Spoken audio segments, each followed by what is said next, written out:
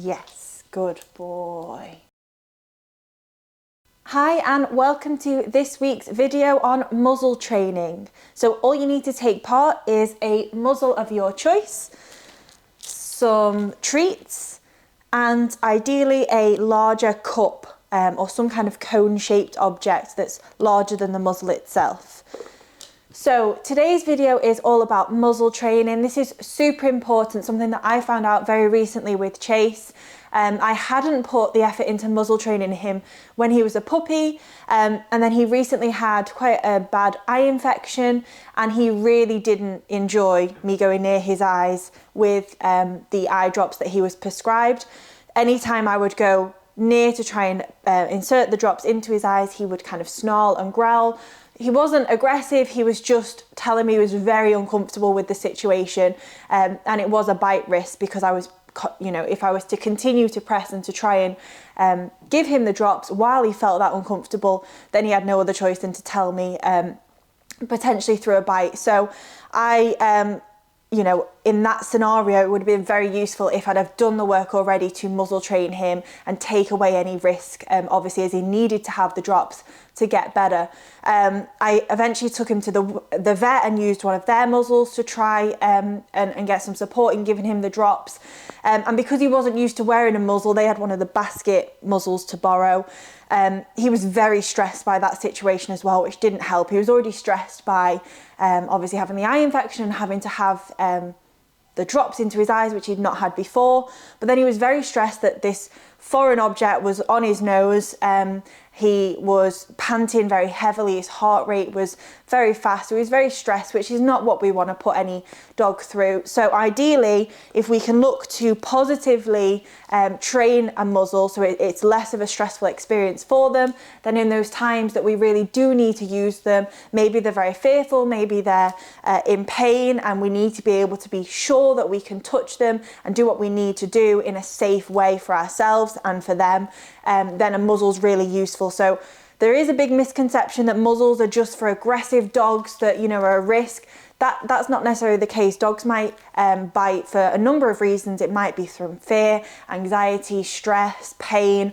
So it's important that we have them trained just in case we ever need to use it. The other benefit that I find, actually, especially for a dog like Chase that has natural anxieties to new things, this is just another confidence builder. So this is just another device and another game that we can play to build his confidence into something that previously he wasn't used to. So it's all good learning experience. It's great for any dog. I would definitely recommend any dog, any breed, any shape, any size. Get yourself a muzzle and play these games and see how it goes, and then you've got that safety blanket if you ever need it. So as I said, all you need to get started, a muzzle of your choice, a larger object and some treats. Okay, right, so to begin with, I'm going to put the muzzle actually just to one side. This is where this other object that's a cone shaped and ideally slightly larger diameter to the muzzle, just to make it easy to begin with. So I just have with me a cup, and what I'm going to do is I'm going to reward, and I don't have my clicker on me, and this is why I've actually trained using the yes as a marker cue as well. For these scenarios when I don't have my clicker, it's good to use a cue word like yes, which is still pretty sharp and can be timed right. So what I'm going to do is now Chase has played this game before, so he is familiar with it, so I will try and explain it for those that are completely new to this. I'm going to present the object, the cone-shaped object, with the open side towards the dog, and then if they go to put their nose, you're going to go yes, and then reward. Now, timing is really important. So obviously you could see Chase was very comfortable putting his nose straight into the cup. That may not be the case, and it wasn't the case with Chase to begin with. So even any sniffing of the object, any movement towards the object, as soon as that movement towards, that's when we want to mark yes and then deliver the reward. So it's important the timing's right. We don't want to be marking with a clicker or a cue word. We don't want to be marking when they move out of the object, because that's sending a mixed message. So the reward, what we're trying to get the behavior, is for them to put their nose into the object. So I'm going to present that again. Yes. So you have to be very quick, because you can see he's very much, I'll put my nose in it, but I don't want to keep it in there for long. So that's what we can start to build up as well. So just a few more to begin with. Again, just take this very steady. If this is the first time, I would spend a session just doing this alone, which is rewarding any movement towards the nose, towards the object. Yes.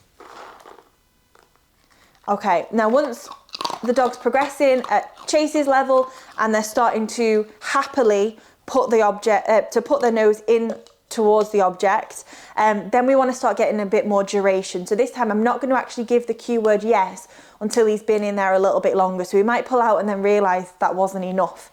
So let's see how that goes. Yes, good boy. So just a little bit longer, and then we can start to really build that up. You can see he was looking straight at the treats. I've touched it, now reward me. And if I just withheld the reward slightly longer, then he would try again. And eventually he should be putting his nose in a little bit longer and know he has to hold that position until he gets the reward. So let's try that again. It's also a really good idea to take the object away, maybe move it out of sight, move it behind your back, just to kind of reset the process and also to restart the drive. So if you just leave the object around the whole time, it's a bit less enticing for them. So I'm gonna, yes, oh, that was my fault. Yes, good boy. It's a really tough one on timing here. You have to be as much on the game as you can be. Yes, yes, good boy. So he's definitely getting more intent. He's putting his nose in there a little bit longer. He's very happy. It was very far in then. So at this point, once I'd got to that level, I'd be playing that a few more times, trying to increase the duration, and then I'd be looking to move on to the muzzle.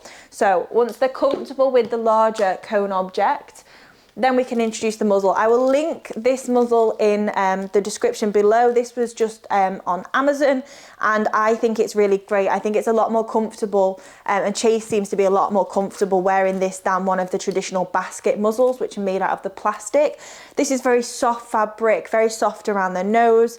It can be fastened underneath using a Velcro, so that can be adjusted to the size, and it just seems a lot more comfortable. And then this just clips on around the back of their ears. So I got a size large for Chase, but they do give you measurements that you can use to make sure that you get the right fit for your dog. So it'd be the same concept here. So we're going to present the muzzle, and any movement towards it will be given a marker and then a reward. Yes, good boy.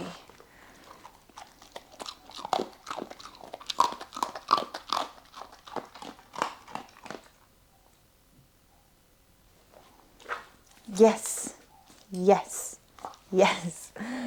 So sometimes once they're more confident, once you've built up, I've done this a few times and given him plenty of rewards, so there's already some value in having his nose in here, then maybe you don't reward every time. That could encourage again for the duration. Sit. Yes, good boy.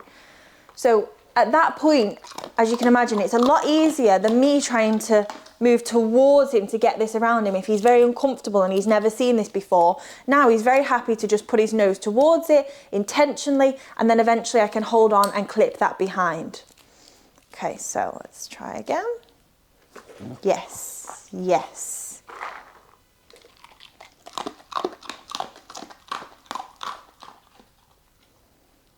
Yes. See how easy that was? So he intentionally put his nose into the muzzle, and I'm just going to fasten it so he gets used to the click. Yes. And then straight away I'm going to be taking that off. So we really don't want to have the muzzle on them for too long at this point. We want them to be really comfortable, confident. We don't want to put them off doing that again. So it's still part of the game. Keep it on for a couple of seconds. We take it straight off, relieve any of that, and then reward for playing along. So let's try that again. Good boy, good boy. And then we're just going to clip this around the ears.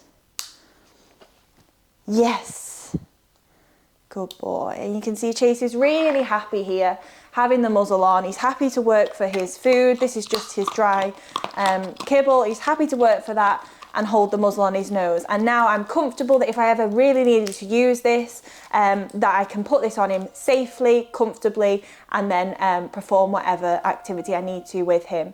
The other thing I would say is to take this muzzle, once he's very comfortable in an environment like at home where there's less distractions, playing this game and having the muzzle on, then I would start to take this outside. So maybe just around the front garden, on the street, just again, present as they put the nose in, reward, eventually strap it on, couple of seconds, take off and reward.